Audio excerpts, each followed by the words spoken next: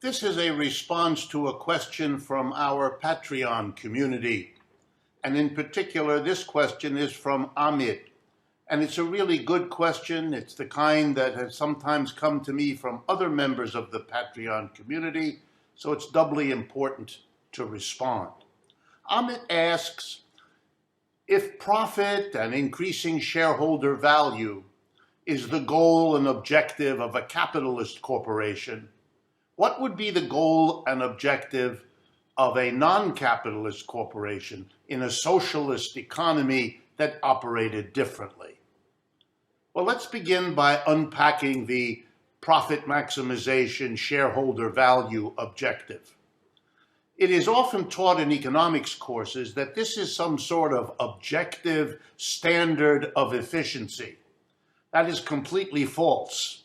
It is a standard erected for the benefit of the owners and the chief executives and managers and board of directors of capitalist corporations.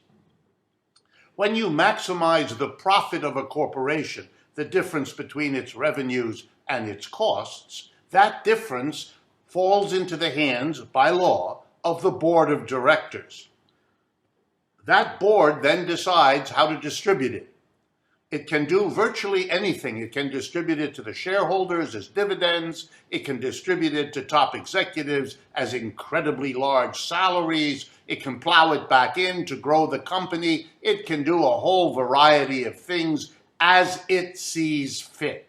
And one of the reasons, of course, that we have such a grotesque inequality of income and wealth in capitalist economies today more than ever is precisely because the people into whose hands the profit maximization flows are the ones who give it then to themselves. They give it to the shareholders, they give it to themselves as members of the board of directors who literally distributes it, and so they become much richer than everybody else, which is the story of capitalism most of the time.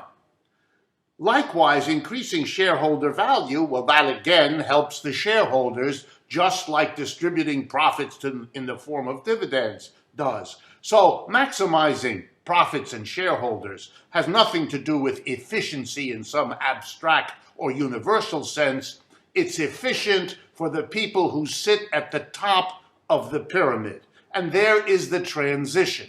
In a socialist economy, the maximization of the profit of a company would never be the so-called bottom line, the objective, either by itself or together with increasing the value of the corporation.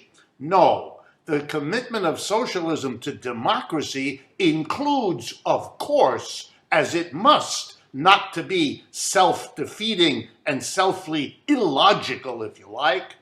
The goal of socialism is to democratize the corporation, to make it a community in which all the people who work in a company together decide, one person, one vote, what to do. And what to do in a company includes not only what are we going to produce and what technology are we going to use and where is the production going to take place, but it also includes what are the goals.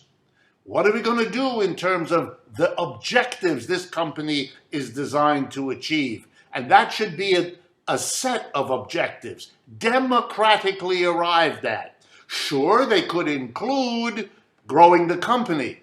They could include paying higher or lower salaries to this or that part of the company. But it would also include protecting the environment. It would also include having a proper balance between the home lives and the work lives of all the working people. It would mean a socially responsible participation in the community. It would be a democratic collection of objectives and allocating whatever net revenue flows in the company to all of them rather than a few of them and masking it all as if you were objectively pursuing efficiency. When you maximize profits, you're not. You're serving a small part of the problem, a small part of the community, and that's the fundamental problem of capitalism all the way through. I hope this has been of interest. I appreciate both your questions and the opportunity to respond. Thank you.